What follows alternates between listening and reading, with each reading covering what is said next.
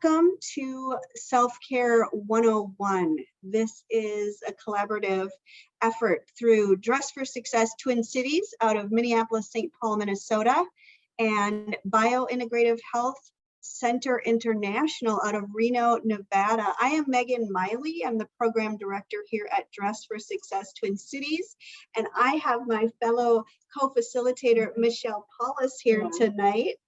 So exciting to have you. Thank you, Joanne, coming from Atlanta also. That's wonderful. So we are talking about self-care for the next hour. Big buzzword of 2020, really. It's finally, long overdue. Yeah. I think that self-care is been, something obviously that we have all needed for a long time, and we truly need to get through last year, this year, and whatever is to come. And it turns out that May is Self-Care Month and is being promoted and served here at Biointegrative Health Center International. Can I just get a thumbs up? Are you seeing my screen with a presentation screen that says May is Self-Care Month? I might just make sure I am sharing.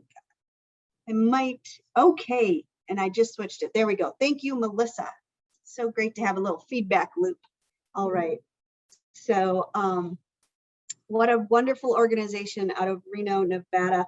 Dress for Success Twin Cities is a very tiny, small affiliate out of an international nonprofit worldwide called Dress for Success Worldwide, which is based out of New York City. Started in 1997 as a clothing closet in the basement of a church, and has grown to be in countries all over the world, all over the United States.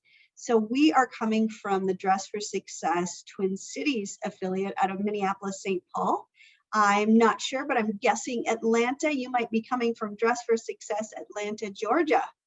Love to know if you are part of the Dress for Success program.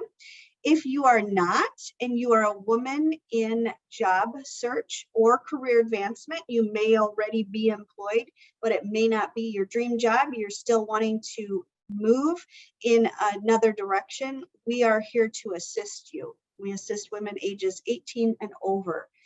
So feel free to send me a message in that direct message area with your email, and I'm happy to reach out with resources on how to get going with our services.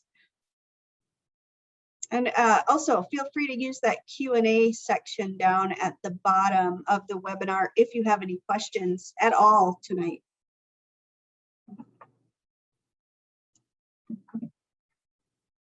Alrighty, here we go. We're going to talk about self-care. I am worth it. I think, Michelle, I'd be curious about your thoughts on this, but, a lot of times I'm putting self-care off because I feel like I need to put the needs of my staff, my coworkers, my boss, my kids, my husband, my family, my mother first, because that's what we do as women, as mothers, right? Right. Absolutely. And it's at 51, it's something I still struggle with. And I have several, it's like I'm bragging, I have several autoimmune diseases, and two of them are sort of stress and anxiety really exacerbates the condition, both conditions. And so it's something I should have been doing for years, and I don't. But as a mother, as a wife, as a tutor, as a friend, a neighbor, it's really hard. Yeah. Because when someone needs something, And we're socialized. I think, there's a lot of evidence that women in particular are really socialized to put others first and to put ourselves second. And, I think it's really interesting. And that's why I really was excited that Michelle said yes to coming tonight, I will let you know that we did advertise the session, and Kim Hansen was initially going to do the session. She's one of the facilitators here at Dress for Success Twin Cities, one of our volunteer facilitators. And unfortunately, she is homesick tonight. And so, of course, we've got to honor the fact that she needs self-care herself.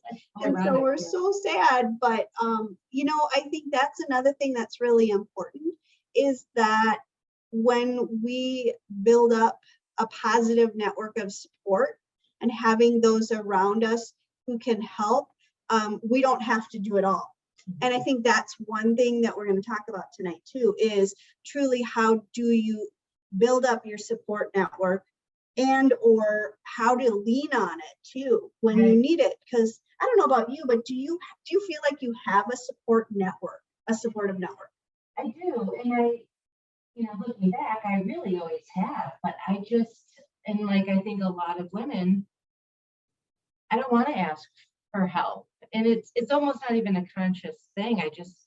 You just do it because you know your friend, or like I don't have any family out here, and my mom has passed, so I didn't really have her for many years around for that kind of support. But you just think, oh well, so and so's she's just as busy as I am, and so you know you don't want to burden someone else because you know, because you're close friends, you know what's going on with them, and we all have our struggles and our battles and kids in life, or even without kids. My sister's single, no kids, but she, you know, has her struggles, and we don't want to ask.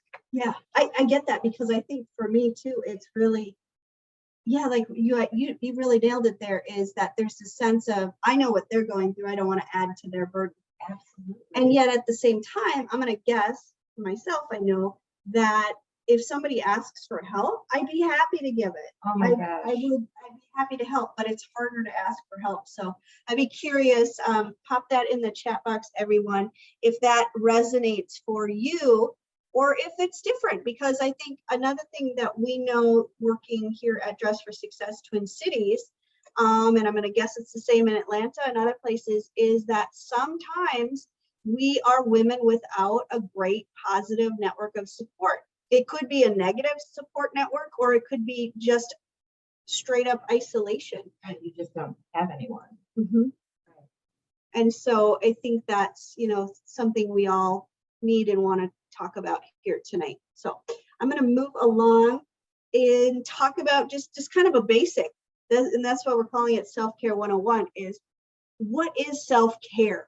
And believe it or not, it is care for oneself, right? And I know you all might laugh there, but self-care really came out of the idea that self-care is what you do to take care of yourself before medical care, or in addition to, or after you get care provided from others. And it really, self-care as a term, as I read about the history of it, really popped up in the 1950s, if I'm remembering everything right, in the terms of teaching individuals who were hospitalized or in long-term care, maybe with cognitive issues, or mental health issues, and the way our systems used to work in homes before there were group homes and so forth. And we could certainly go on and on about the lack of mental health support and assistance in this day and age too. But what self-care really came out of that concept of, how do we teach individuals to take care of themselves the best they can? And maybe that means brushing your hair, brushing your teeth back in the 1950s. And so we have this continuum of self-care where, pure self-care is when we are taking care of ourselves and making really good, healthy choices that help us alleviate illness and alleviate pain, or help us alleviate illness or pain in the future, right? Preventative. Yeah. Now, are you when you say like the pure sense, are you hitting like physical and emotional? And so yes, the whole person, the body, the mind, everything. Yes. And then to prevent, because you can have just physical stress or emotional stress, which could eventually lead to physical ailments. And the opposite, or the other side of the continuum, is pure medical care, where you're only having care of your body, or your emotional health through a provider, through a medical person. Most of us, honestly, are somewhere in the middle of that continuum. I go to my doctor. I have some things going on in my body. There's always like something that's always moving around. And so I am currently working with a physical therapist, a chiropractor, and my general practitioner, my, what do you call that? Internal medicine doctor. And then I'm also doing a lot of self-care myself. And so, yeah, and we'll go into all the ailments later and all that kind of thing. But it's interesting to know, what do we really truly mean by that concept of self-care? We want to talk about what self-care is not. Okay, self-care is not a luxury. I think it doesn't have to be expensive. It can certainly be luxurious, and it could certainly be expensive, but self-care in the 1990s and after that really created, there was a market created. The loofahs of the, like, oh, who the heck had heard of a loofah? And all of a sudden you've got bath bombs and massage places where you could get an actual massage. Yeah. Back in the day, right? Yeah. Yeah. And you can now, but right. Yeah. But it's not, COVID adds a huge layer. I think some people think, but it's for women. I think just going out and golfing for an entire day, and I don't mean to, male bash or anything, but men, I think within society and just the structure, they've had their time for self-care, just sort of built in, like some people golf, like, it's more of a male sport. They're join the guys down at the pub. I mean, just thinking, in the past history of what men would do. Yeah, they had their time where they had their social interaction and their guys and their friends, and that's so true. And then women also have their own, probably, ways of connecting and self-care previously in some regards. And especially like with COVID now, and the way our modern society's been going, is there's not a lot of room for self-care for anybody. No, but I'm just thinking, like, historically, I think there were things that were built in for males, but for women, and again, I don't mean to male back. I mean, that's not what this is. Just, just looking back and learning from history. And then, but it was for women, I think, at least it was seen as a luxury. It was seen as an indulgence, and we need to get away from that. Right. We need to get away from that. I love that. I love that. Audre Lorde, she is truly the one who talks about, she passed away in 1992, but really talked about, as a feminist in the 70s, 80s, and 90s, the absolute importance that self-care is actually a political act. And that ties into what you're saying, Michelle, right? Is that for women, it's an act to say, I'm going to make myself a priority. Also, if you're fighting some big fights politically, you also need to also be taking good care of yourself. You need to recharge that battery so you can go out and keep doing it, keep changing the world. So we really want to pay homage to Audre Lorde for that aspect. And some interesting articles, about how self-care was turned into this mass marketing, and this piece about, like, the idea that it was self-indulgent, and that it really is not meant to be. So, at Dress for Success Twin Cities, we work with women in career advancement. So we're always coming through that focus of career transition and self-care during career transition. So I'm just going to mention that. I'd be curious if you might add into the chat box If you yourself are in job or career transition at this time, just so we have a sense of who in the room. And then again, feel free to post any questions that you have as we go along here tonight. But self-care during career transition is really important, because career transition can be and often is a very stressful time. If you're in between jobs and money is tight and you're not sure your identity is being challenged, if you're having to seek work in another role or another place. So all kinds of different things there. All right, I'm going to move on to the next screen here. I like to call our foundational habits around self-care. So how do we truly take care of ourselves? And we break it down into smaller pieces that are actually doable, right? And I think this micas, it's a type of rock foundation, is a fun little metaphor, is using the acronym MICA for move, input, connect, attend, and sleep. So if we can get these 5 areas of our life pretty well balanced, we're doing great with self-care. So that first one is movement and exercise, and everybody's body is different as to what movement looks like. I know that there's lots of recommendations that you're outside moving, walking, doing something in fresh air at minimum of 20 to 30 minutes a day. Do I do it every day? I do not. I'm trying to. In Minnesota, it can be very challenging. You have to bundle up quite a bit to do it in January and February. That said, is I know a lot of crazy people who do it, and they're not crazy. They're taking care of themselves. I was envisioning outside barefoot, because they say like stand barefoot in the grass and stuff. And I thought in nature, yeah. In nature, and I thought, oh, right now it's muddy and cold and whatever. So sorry.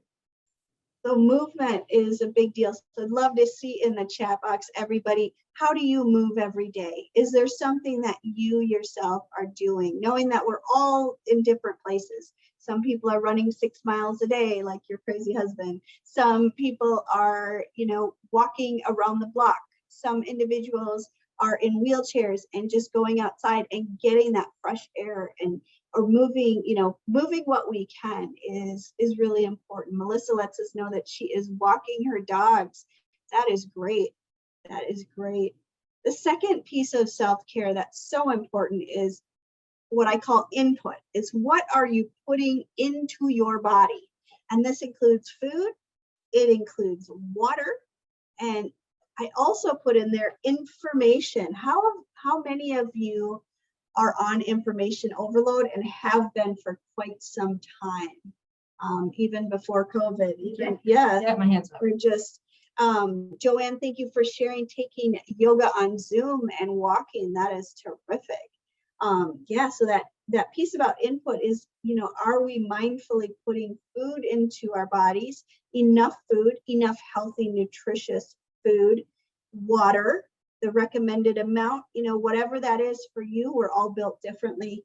And then the information that we are putting into our minds, that we're reading on screens and books, magazines, however, is positive and helpful and not negative. And I don't know about you, but I'm definitely guilty of the doom scroll, where I'm just reading, and it's like I'm looking for the worst news to see if it can shock me, because I feel like it's been a very shocking year.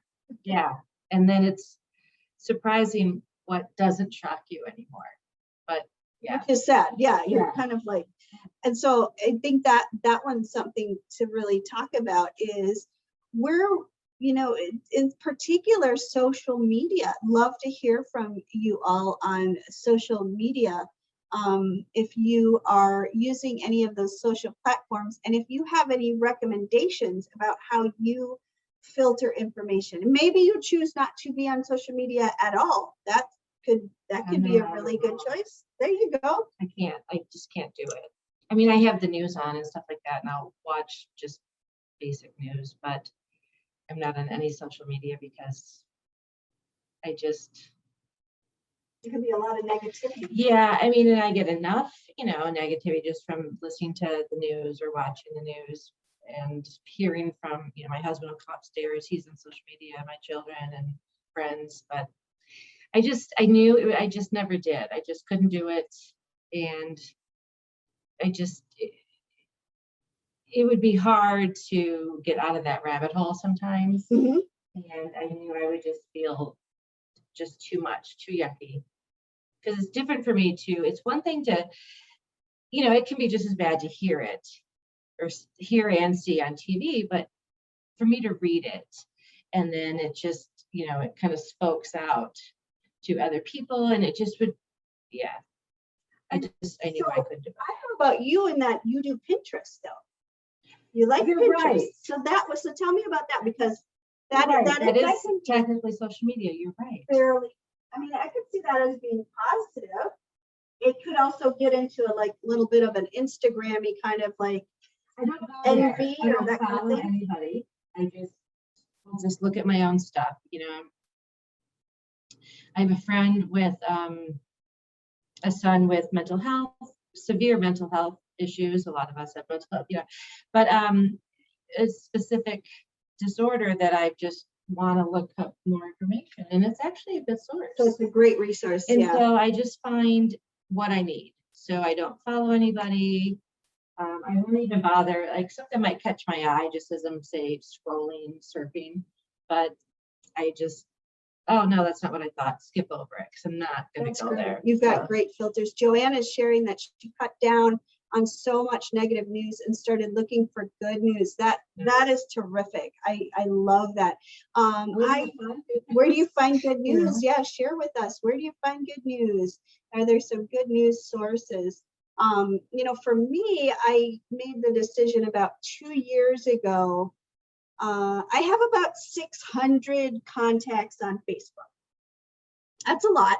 I think there's people with a lot more and there's people with a lot less. But I enjoy connecting with people. I like to have a connection with people I went to high school with or whoever in different times of my life. But it was just information overload. And a lot of it was very, sometimes upsetting and it's not helpful, right? Not productive. And so what I chose to do that I think it was a good decision for me is that I unfollowed everybody. So I still have connections with most everybody. We're just still connected on Facebook. I can look up and see what they're doing if they post things, but I'm not getting their updates in my news feed, except for my mother, my brother, my sister, my husband. I think that's all I'm doing right now, because those are the individuals that I need and want to know immediately what's going on with them. And so when I'm thinking about someone, and so I'd like to tell my friends who are also on Facebook, hey, if you want me to notice something on Facebook, tag me or pop something in there so I see it. So I will see a tag. And then I will let them know, if you see me liking something, it is because I just thought about you and I thought about how much I care about you. And I just went to check out and see how you're doing. And I want you to know that is me loving you as a friend or giving you my attention. And I know my friends really appreciate that because sometimes individuals will feel neglected if you're not following them. And honestly, nobody can follow 600 some people without it being more than a full-time job and a true, addiction. So right. Joanne is sharing that you find good stuff on YouTube. I love that. I have been doing a lot on YouTube. I want to buy a camper. And so I somehow think just through Pinterest, I found something, clicked it, and then somehow got into YouTube and there was a little 10-minute video on walking through a camper. And so it's like awesome. It's like House Hunters, but on YouTube for different campers. And oh my gosh. And it's just great because it's like, oh my God, I just spent an hour while I was folding laundry and it was all I mean, I It's all felt happiness. Oh, I loved it. Yes. Yeah, I like to watch people who have tiny homes. I don't know if anybody in the audience here has a tiny home. I could not survive in a tiny home. I feel like we already are kind of in a tiny home, and my family, we're on top of each other. But I just love to see how beautiful they make them and how cute they are. I want it to work. I want it to work. I know it's not going to work, even by myself, and I do have a family. Connection is really big, really important. Connecting with nature and connecting with others. So making sure that at least once a day we are connecting with a family member or a friend or a colleague or something. We need that. We are social beings. Even if we are the most introverted person on earth, you still need some type of human connection because we are social creatures. It might vary how much connection you need. If you're very extroverted, you're going to need more connection. And that said, extroverts need time to themselves too. So attend. What do we attend to? This ties into input a little bit, which is when we practice meditation and attending to our thoughts and our body and being in the moment and doing mind exercises. So I'm going to share with you in a moment some of I have kind of a toy box of things that I use to help me with my mindfulness. Do you think hobbies could go into this? Oh yeah, because I know, like when I need self-care and signals start going off, and it's like, okay, and then I will. Wait, what kind of hobbies do you have? Well, I make candles. That's right. Which you have. So gorgeous. Thank you. But and that can be very physical, and you can get lost mentally, but it's also my body gets stressed from it sometimes. So okay. I discovered during COVID decoupage. Yes. Oh my gosh. So nothing flat in my house is safe. It's like, oh, I can decoupage. But it's great and I take old maps that I've collected out of National Geographic, like just. Oh, I love it. Love to hear what you all do. If you have any hobbies.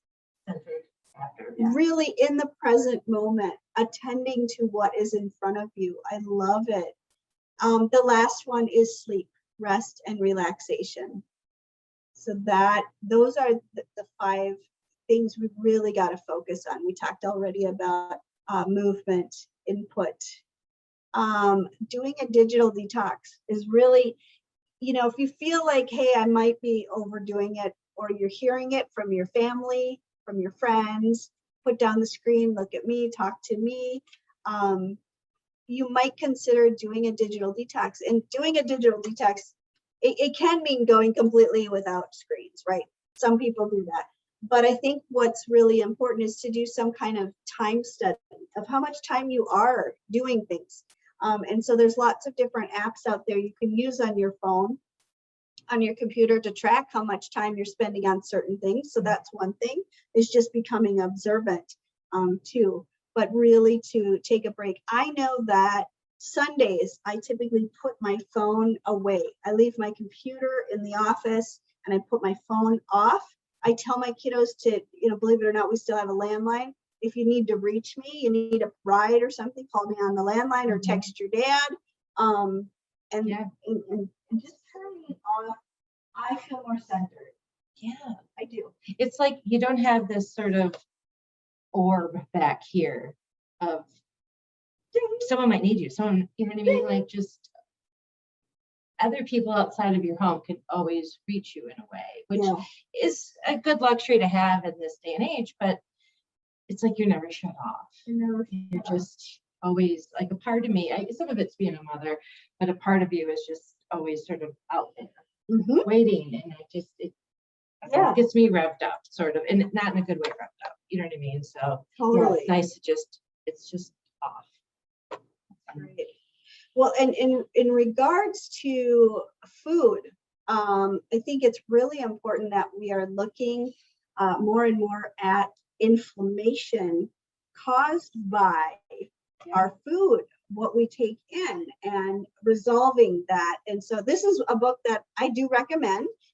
It's got a lot of scientific evidence in it. I'm not saying that you need to I'm not saying I'm a doctor, and I'm not saying the zone is the answer to it all. I'm saying it was a helpful tool for me in learning about inflammation and the role food in particular has in my own life here, and the importance of taking in good fats versus bad fats, increasing omega-3s, those like fish oils and all kinds of, great things and foods to fish, tuna fish, all kinds of, and I'm not going to go into deep into nutrition. This is not my area of expertise. I just know that we need to talk about food when we're talking about self-care.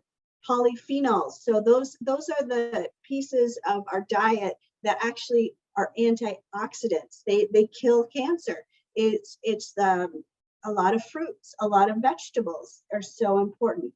Reducing our processed carbohydrates, sugar, alcohol, caffeine, and reducing our calorie intake. It depends on where you're at. Like if you already have a reduced, intake, don't reduce it anymore. Right. But we know that inflammation can lead to fibroids, and fibroids can lead to the acronym I have here is CHAD: cancer, heart disease, autoimmune disease and disorders, and diabetes.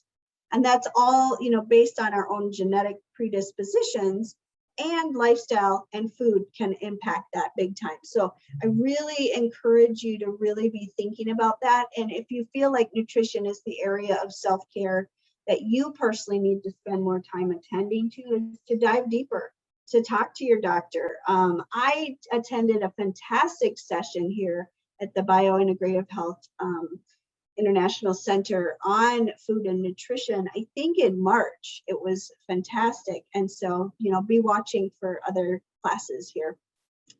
And then connecting with nature and with others. And my favorite thing is to do both at the same time, is to go for a walk in nature with a friend. So we do something here at Dress for Success Twin Cities. I welcome you to join us at WOW calls on Monday nights. We call them Women of Our Word, which is, it's about being accountable to our goals and to ourselves. So much of the time we're focused on taking care of others. So when do we take care of ourselves? So this is a quick 20 to 30 minute coaching call we offer every Monday.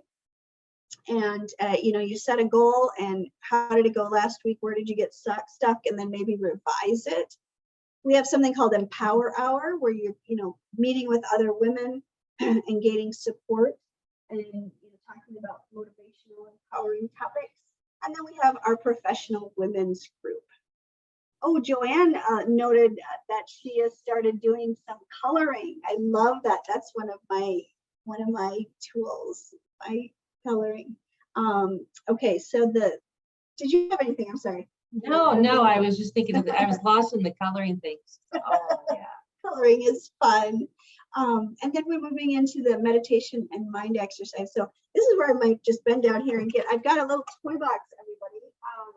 And not that I'm not recommending that you purchase all of these, but you might just look for items that help you relax and focus. I call it my EF box. It's an executive functioning box, because I can tell when I'm revved up, the back of my brain, the amygdala, is flight, fight, and freeze. I'm just like one of those. I'm revved up, things are bothering me, I'm triggered really quickly. That's when I know that I need to, one, work on my breathing and doing square breathing.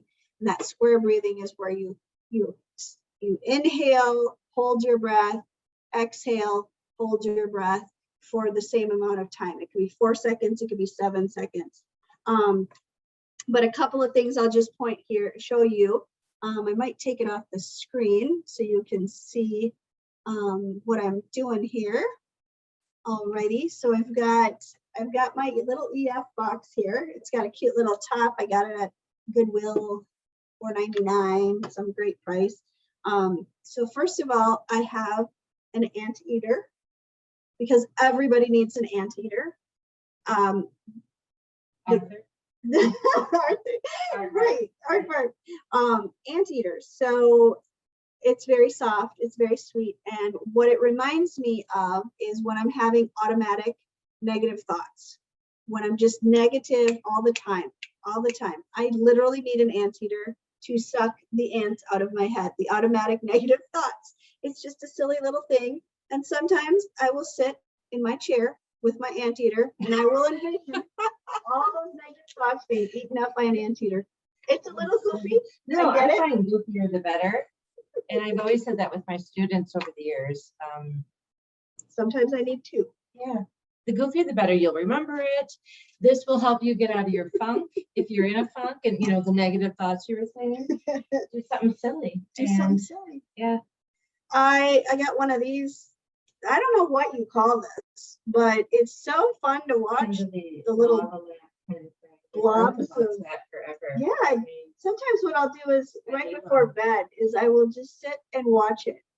It's like a time. And then those bubbles, they look like text bubbles now, which if we were doing this 30 years ago, we wouldn't have called it that because there wasn't texting. It's pretty cool. Sometimes it's purple, sometimes it's pink and blue. Little thought bubbles. Little thought bubbles, all kinds of things.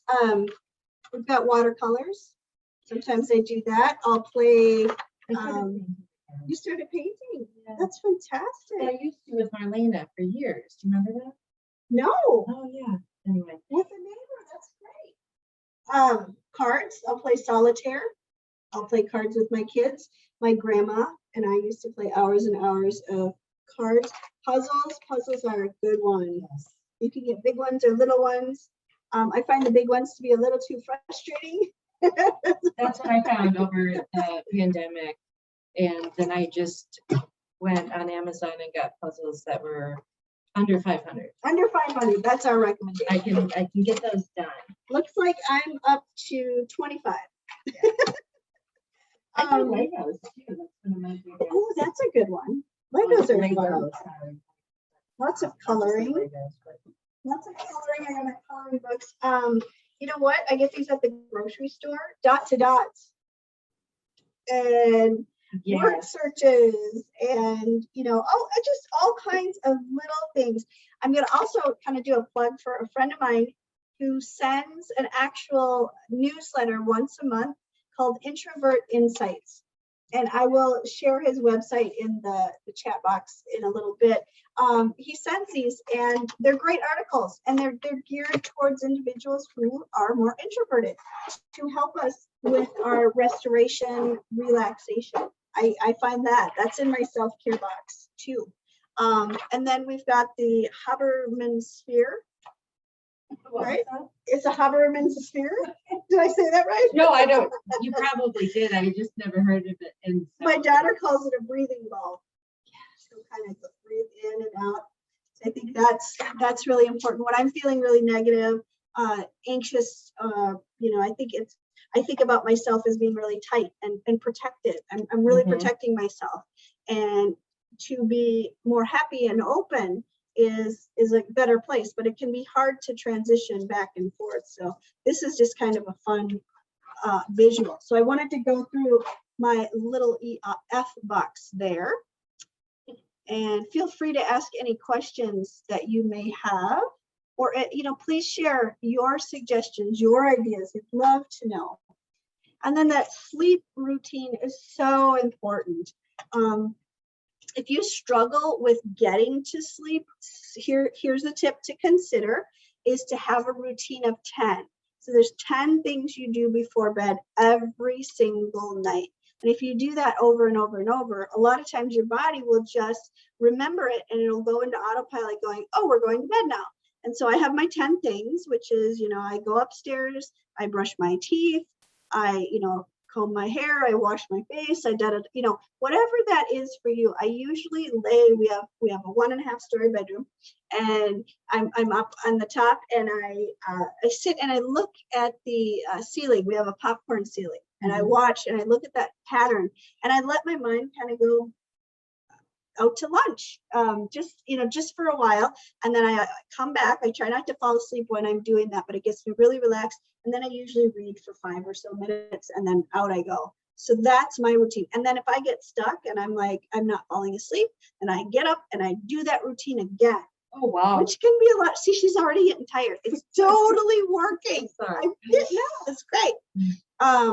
Something to consider too is, avoiding screens before bed, something called dark therapy. So if you do struggle with, and this is certainly not, again, you need to be working with your doctor, your psychiatrist, and all that good stuff. But there is something you may want to check out called dark therapy, which is about wearing light blocking glasses. So you wear these sunglasses over your glasses. I got a big pair. I should have brought them. I look like Bono when I wear them. I look like a fly.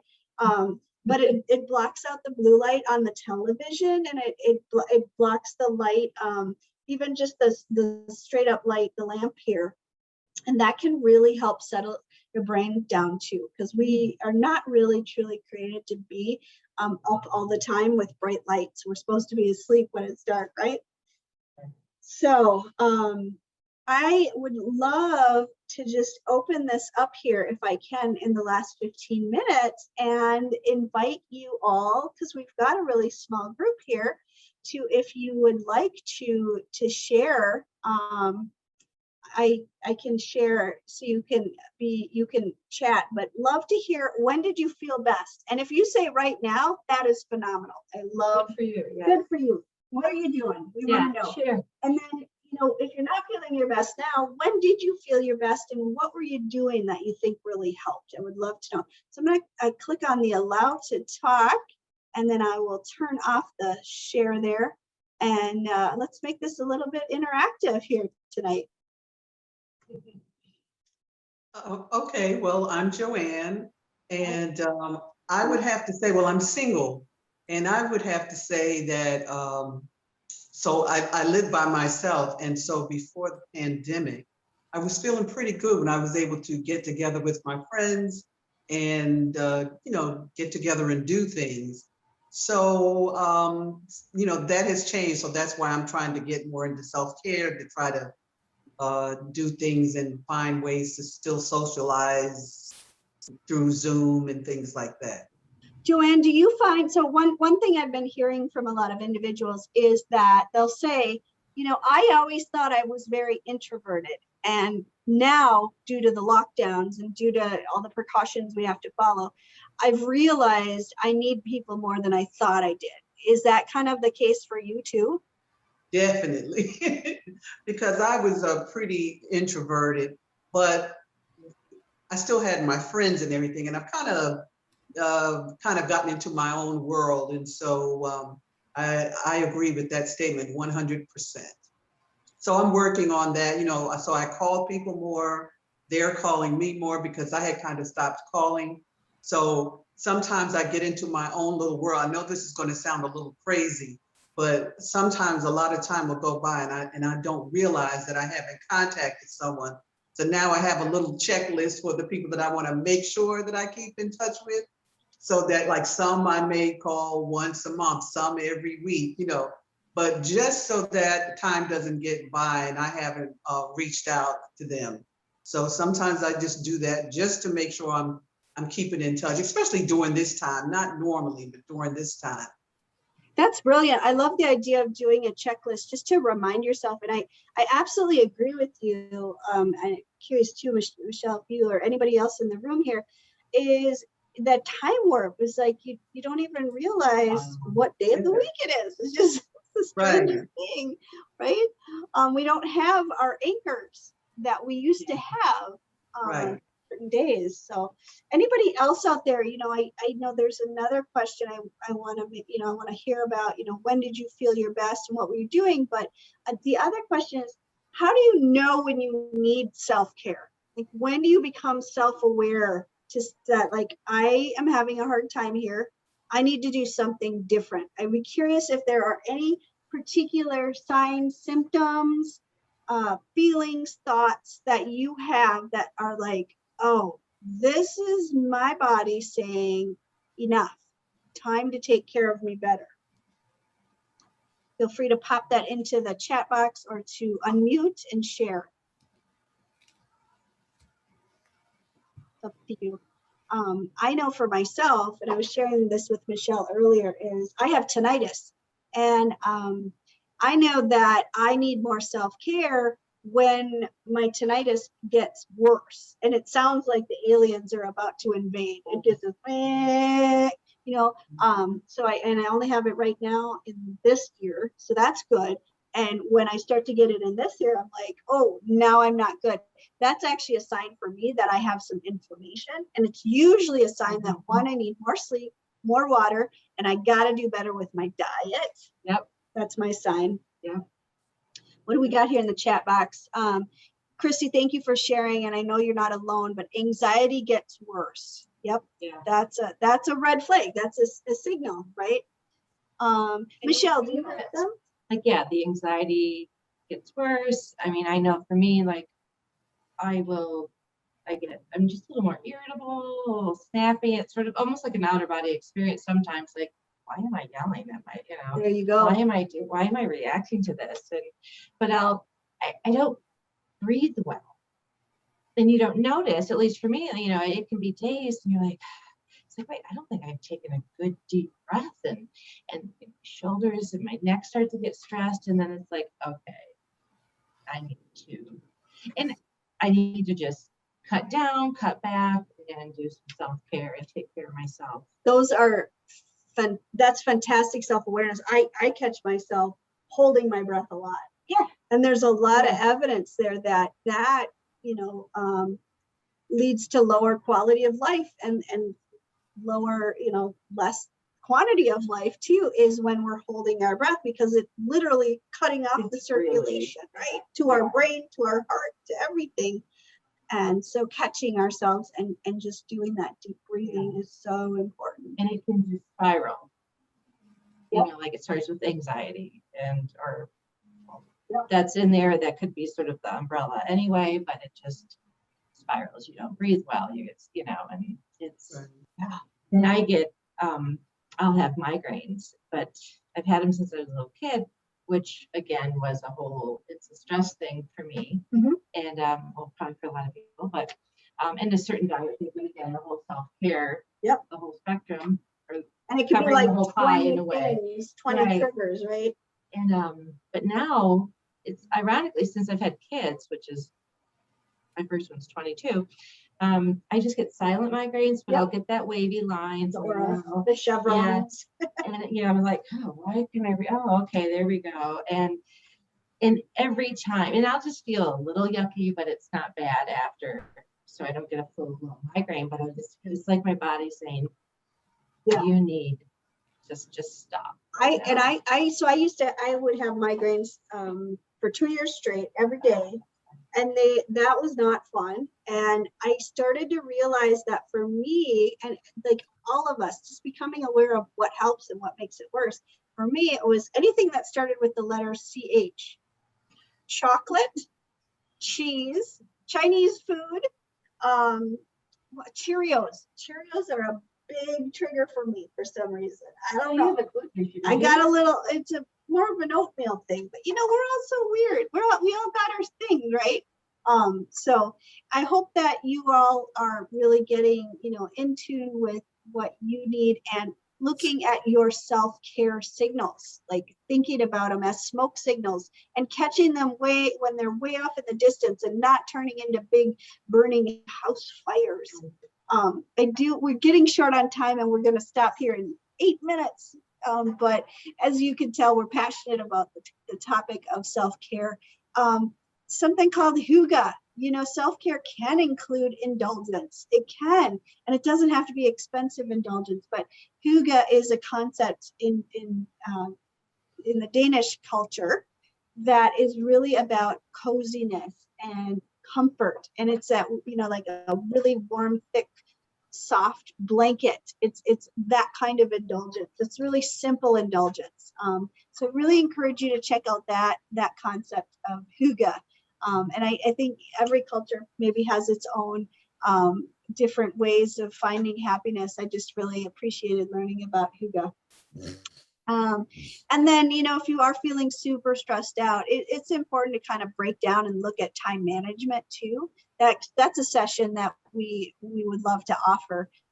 is how to do, you know, better with our time management and doing a time study and tracking our habits and so forth. So, oh, it looks like I haven't been sharing that screen there. So I'm sorry about that. But I do want to take you out into the World Wide Web here and just show you some of the other things that we have to offer. So we've got upcoming sessions. We will be doing the next Tuesday, May 11th at 5 o'clock, Wired for Confidence with Deb Souter. Super excited about that one. Cultivating a growth mindset. So how do we get through doing things we've never done before? And then increasing resilience through restoration. So be sure to sign up for those sessions if they pique your interest. I am also going to, if you are curious about support in regards to your own career advancement, I'm going to put our website for, you would just apply to be a new client. And let's see, I think that is all that I was going to share tonight. Are there any questions or anything else you wanted to talk about in the last 5 minutes of the session tonight? Feel free to share your video if you can. You don't have to. It's always kind of nice to see people. It's kind of goofy when you just see yourself, but that's the world right now. We're so happy to have you all here tonight. Feel free to ask any questions. I will put, actually, I promised I would put Peter's Introvert Insights newsletter in there for anybody interested. This is his website, introvertinsights.com. He is, I think he's in kind of northern Minnesota these days. So there you go. That's that link I promised you. And then I will share with you my new favorite pastime. My kids think I'm crazy, but I cannot get enough of Japanese dog grooming.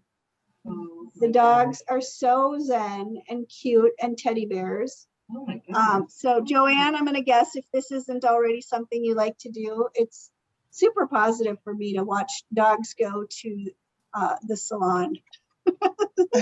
that's Oh, I can't get enough I'm of them. glad, So cute. I'm glad you mentioned that because I do like to watch the YouTube videos of the animals, the cats, the dogs and everything, you know, how cute they are. And so that does make me laugh too. Not necessarily the grooming, that included, but I do like to watch those things. It's so cute. I mean, even just like funny dog, cat, kid videos. Yeah. There's a video I like to watch about when a dog gets angry at his own hiccups. So he'll hiccup and then he starts barking because he's like, what the heck? Get enough of it. There's a lot of good stuff out there. One last thing I'm going to mention, because we've got just like 3 minutes here. Has anybody heard of Norman Cousins? Is that a name that rings a bell for anybody in the room? Yes. Joanne, you know, cool. So, and I'll share this real quick. Norman Cousins was an individual years and years ago who was diagnosed with a horrible illness that was is going to kill him. And what he had done is he had researched and found that dopamine through laughter can have a healing effect. So he rented out a hotel room for a month or more, and he would watch funny movies, you know, kind of like Three Stooges or whatever was of that era. And he just watched them over and over and over, and he laughed and laughed and laughed. He is literally the man who laughed himself well. So I really encourage you to find something that is funny. Hopefully it's not another person necessarily that you're making fun of, just maybe near them, but you know, what is it that you can laugh at? And just, you know, that is such a great release, is laughing. And what I like to do is I like to text or call Michelle because I always know I'm going to get some dopamine.